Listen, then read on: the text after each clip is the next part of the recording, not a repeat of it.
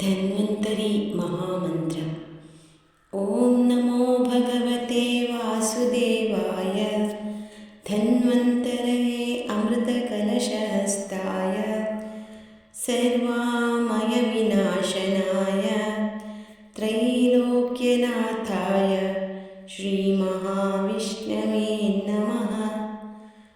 ॐ नमो भगवते वासुदेवाय धन्वन्तरये अमृतकलशहस्ताय सर्वामयविनाशनाय त्रैलोक्यनाथाय श्रीमहाविष्णवे नमः। ॐ नमो भगवते वासुदेवाय धन्वन्तरये अमृतकलशहस्ताय सर्वामयविनाशनाय त्रैलोक्यनाथाय श्रीमहाविष्णवे नमः। ॐ नमो भगवते वासुदेवाय धन्वन्तरये अमृतकलशहस्ताय सर्वामयविनाशनाय त्रैलोक्यनाथाय श्रीमहाविष्णवे नमः। ॐ नमो भगवते वासुदेवाय धन्वन्तरये अमृतकलशहस्ताय सर्वामयविनाशनाय त्रैलोक्यनाथाय श्रीमहाविष्णवे नमः।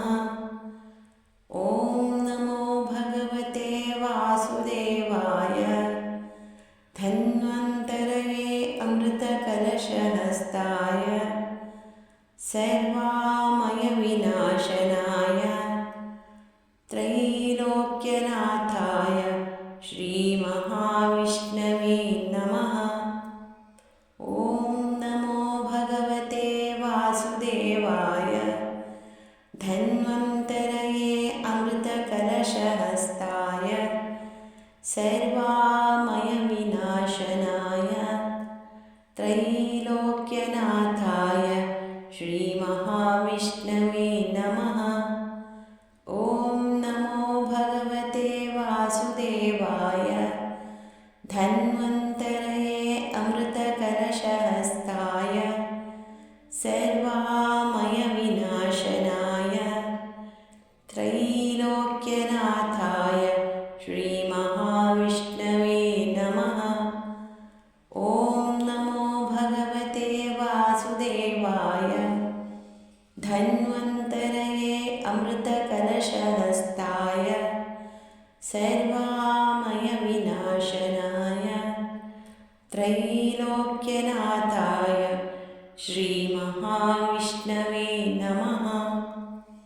ॐ नमो भगवते वासुदेवाय धन्वन्तरये अमृतकलशहस्ताय सर्वामयविनाशनाय त्रैलोक्यनाथाय श्रीमहाविष्णवे नमः।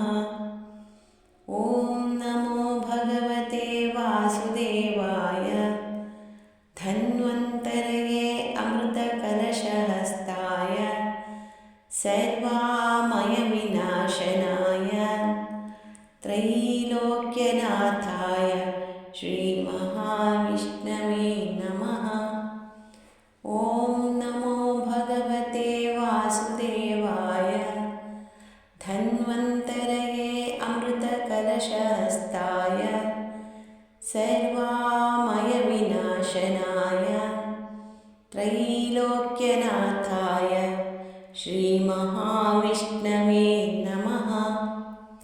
ॐ नमो भगवते वासुदेवाय धन्वन्तरये अमृतकलशहस्ताय सर्वामयविनाशनाय त्रैलोक्यनाथाय श्रीमहाविष्णवे नमः।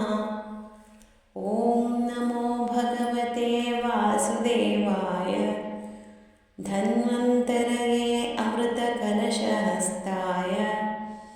सर्वामयविनाशनाय त्रैलोक्यनाथाय श्रीमहाविष्णवे नमः। ॐ नमो भगवते वासुदेवाय धन्वन्तरये अमृतकलशहस्ताय सर्वामयविनाशनाय त्रैलोक्यनाथाय श्रीमहाविष्णवे नमः। ॐ नमो भगवते वासुदेवाय धन्वन्तरये अमृतकलशहस्ताय सर्वामयविनाशनाय त्रैलोक्यनाथाय श्रीमहाविष्णवे नमः। ॐ नमो भगवते वासुदेवाय धन्वन्तरये अमृतकलशहस्ताय सर्वामयविनाशनाय त्रैलोक्यनाथाय श्रीमहाविष्णवे नमः। ॐ नमो भगवते वासुदेवाय धन्वन्तरये अमृतकलशहस्ताय सर्वामयविनाशनाय त्रैलोक्यनाथाय श्रीमहाविष्णवे नमः। ॐ नमो भगवते वासुदेवाय धन्वन्तरये अमृतकलशहस्ताय सर्वामयविनाशनाय त्रैलोक्यनाथाय श्रीमहाविष्णवे नमः। ॐ नमो भगवते वासुदेवाय धन्वन्तरये अमृतकलशहस्ताय सर्वामयविनाशनाय त्रैलोक्यनाथाय श्रीमहाविष्णवे नमः।